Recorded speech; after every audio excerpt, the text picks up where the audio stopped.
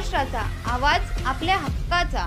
अंबरनाथ पार्ले गांव में खुल चुका है एक ऐसा प्रीमियम रेस्टोरेंट जहां आपको मिलता है डिलीशियस फूड साथ एक कॉजी इंटीरियर का आनंद। Welcome to noon to moon. हर कॉर्नर आपको अपने एक अलग वर्ल्ड में ले जा सकता है। फैमिली मीटअप्स, गैदरिंग्स या अपने special dinner, non veg to veg, इनके मेन्यू में आपको हर तरह के डिलीशियस मिलते रहेंगे। इसलिए स्पेशल सिंधी डिशेस, जहाँ आपको मिलेगा एक वाइड वैरायटी ऑफ डिशेस, हर एक टेस्ट बर्ड को सॅटिस्फाय कर सके।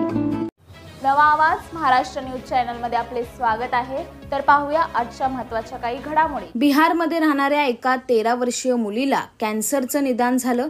तिला मुंबईत उपचारासाठी यायचं असल्यानं जवळच्याच गावात राहणाऱ्या एका 27 वर्षीय नराधमानं तिला आधार देत बदलापूरमध्ये भाड्याने घर घेऊन दिलं।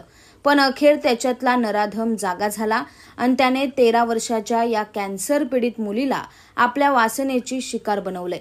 मात्र उपचारादरम्यान मुलगी गरोदर असल्याचं समोर आलं आणि या नराधमाचं बिंग फुटलं। यानंतर बदलापूर पूर्व पोलिसांनी त्याला बेड्या ठोकल्यात।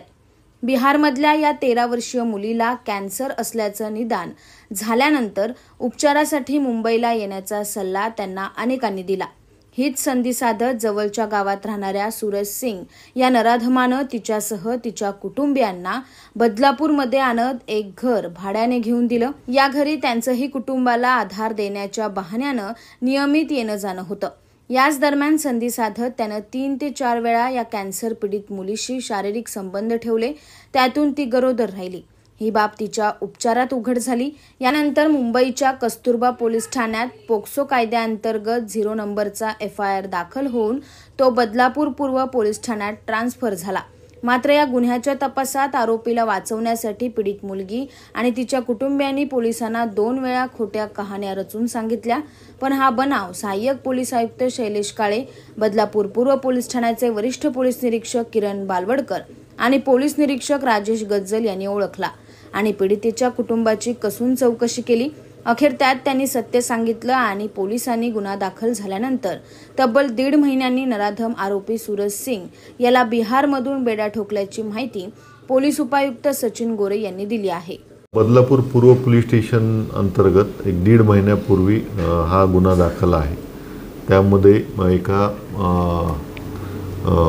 अल्पवयीन मुलीच्या संदर्भाने ही केस दाखल होती। त्यामध्ये आरोपी निष्पन्न होत नव्हता, फक्त असं सूरज सिंग असं एक नाव आम्हाला कळालं होतं। त्या अनुषंगाने आम्ही तांत्रिक विश्लेषण आणि फिर्यादीची अधिक विचारपूस केली असता संबंधित जो आरोपी आहे तो आम्ही निष्पन्न केलेला आहे आणि निष्पन्न करून काल रोजी आम्ही त्याला अटक केलेली आहे।